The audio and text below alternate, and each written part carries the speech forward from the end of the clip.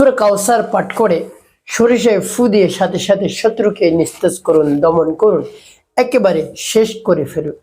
আপনার অনেক ধরনের শত্রু রয়েছে, শত্রুর যন্ত্রণায় আপনি অস্থির হয়ে পড়েছেন।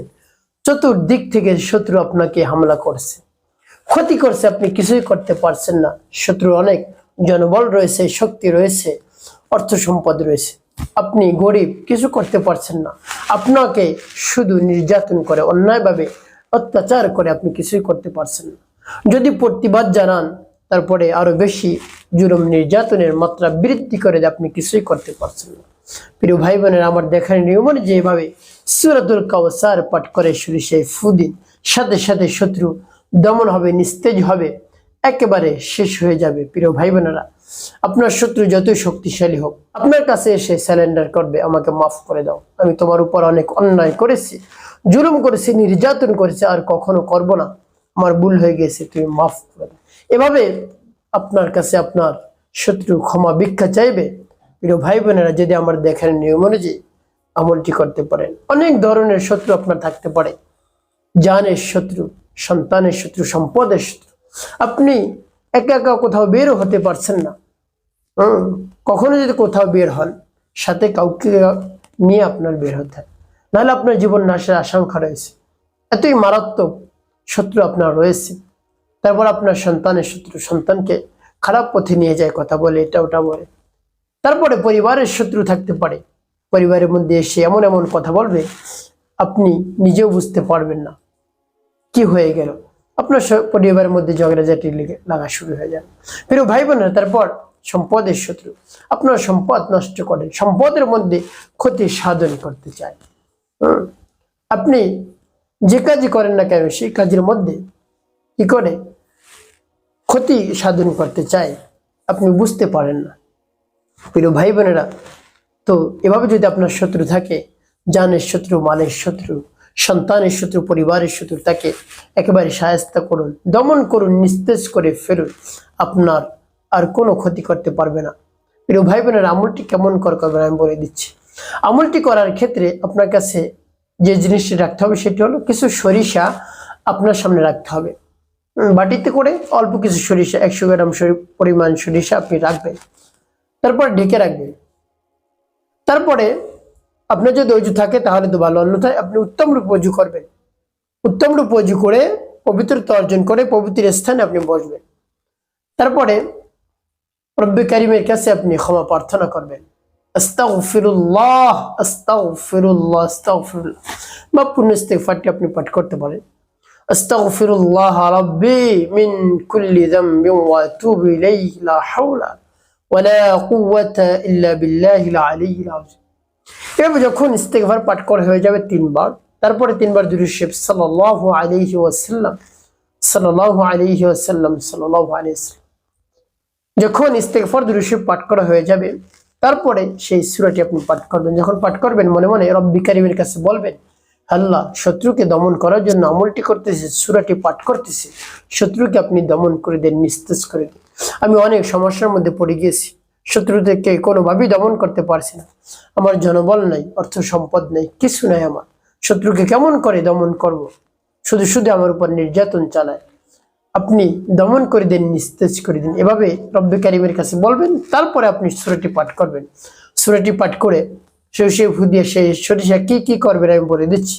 আগে আমলটি শেষ করে নেই, যেমন বিসমিল্লাহির রহমানির রহিম, ইন্না আ'তাইনাকাল কাউসার ফাসাল্লি লিরাব্বিকা ওয়ানহার ইন্না শানিআকা হুয়াল আবতার। যখন সূরাতুল কাউসার পাঠ করা হয়ে যাবে, সরিষার মধ্যে একটু ফু, তারপর আপনি আবার পাঠ করবেন বিসমিল্লাহির রহমানির রহিম, ইন্না আ'তাইনাকাল কাউসার ফাসাল্লি লিরাব্বিকা ওয়ানহার ইন্না শানিআকা হুয়াল আবতার। পাঠ করে শেষ আবার তারপর আপনি মনে দরদ নিয়ে আবার পাঠ করবেন বিসমিল্লাহির রহমানির রহিম ইন্না আ'তাইনাকাল কাউসার ফাসাল্লি লিরাব্বিকা ওয়ানহার ইন্না শানিআকা হুয়াল আবতার। পাঠ করে সবাই প্রিয় ভাই বোনেরা, কতবার পাঠ করবেন? সূরাতুল কাউসার 7 বার পাঠ করে 7টি ফু সরিষার মধ্যে আপনি দিবেন। প্রিয় ভাই বোন, এভাবে 7টি ফু দেওয়া যখন হয়ে যাবে তারপরে নবী সাল্লাল্লাহু আলাইহি ওয়াসাল্লাম মহব্বত নিয়ে 7 বার দুরূদ ইব্রাহিম পাঠ করবেন, একবার কম পাঠ করবেন না। আল্লাহুম্মা সাল্লি আলা মুহাম্মাদ ওয়া আলা আলি মুহাম্মাদ কামা সাল্লাইতা আলা ইব্রাহিম ওয়া আলা আলি ইব্রাহিম ইন্নাকা হামিদুম মাজিদ। আল্লাহুম্মা বারিক আলা محمد وعلى آل محمد كما باركت على إبراهيم وعلى آل إبراهيم إنك حميد مجيد. اللهم صل على محمد وعلى آل محمد كما صليت على إبراهيم وعلى آل إبراهيم إنك حميد مجيد. اللهم بارك على محمد وعلى آل محمد كما باركت على إبراهيم وعلى آل إبراهيم إنك حميد مجيد. اللهم صل على محمد وعلى آل محمد كما صليت على إبراهيم وعلى آل إبراهيم إنك حميد مجيد. اللهم بارك على محمد وعلى آل محمد كما باركت على إبراهيم وعلى آل إبراهيم إنك حميد مجيد.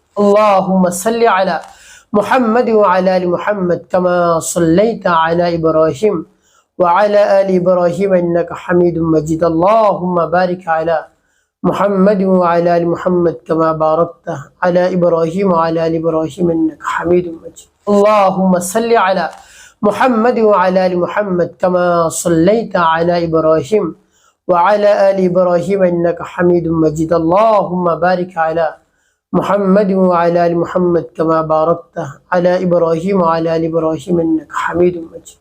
এভাবে যখন দুরূদ ইব্রাহিম পাঠ করা হয়ে যাবে 7 বার, 2টি ফু দিবেন শরীরে। ভাই বোনেরা, এভাবে করে আপনার আমলটি করা হয়ে গেল। এখন কি করবে? ভাই বোনেরা, একটি কথা খেয়াল করতে হবে, সেটি হলো যখন আমলটি করবেন শত্রুর নাম, শত্রুর মায়ের নাম আপনি সংগ্রহ করবেন শুরুতেই, তারপরে আপনি এই সরিষা আপনি ব্যবহার করবেন। প্রিয় ভাই বোনেরা, সরিষাগুলো কি করবেন? এই সরিষা আপনি গভীর রজনীতে আগুনের মধ্যে নিক্ষেপ করবেন। 7 দিন এভাবে আগুনের মধ্যে নিক্ষেপ করবেন, শত্রুর নাম নিয়ে, শত্রুর মায়ের নাম নিয়ে। যখন নিক্ষেপ করবেন তখন রব্বি কারিমের কাছে বলবেন, হে আল্লাহ, শত্রুকে দমন করে দিন, নিস্তেজ করে দিন, তার যন্ত্রণা আমি অতিষ্ঠ হয়ে পড়েছি, সে যেন আমার আর ক্ষতি না করে, তার মনকে নরম করে দিন, গলিয়ে দিন। এভাবে বলবেন আর আগুনের মধ্যে নিক্ষেপ করবেন। প্রতিদিন অল্প অল্প করে এই সরিষা আপনি জ্বালাবেন, আপনার শত্রু ধ্বংস হয়ে যাবে, নিস্তেজ হয়ে যাবে, আপনার বিরুদ্ধে আর কথা বলবে না, ক্ষতি করবে না ইনশাআল্লাহ। প্রিয় ভাই বোনেরা, একটি কথা মনে রাখতে হবে, 5 ওয়াক্ত নামাজ আপনাকে আদায় করতে হবে, মানুষের কল্যাণে খিদমতে কাজ করতে হবে। অবশ্যই আপনার জীবন হবে সুখময় এবং শান্তিপূর্ণ ইনশাআল্লাহ।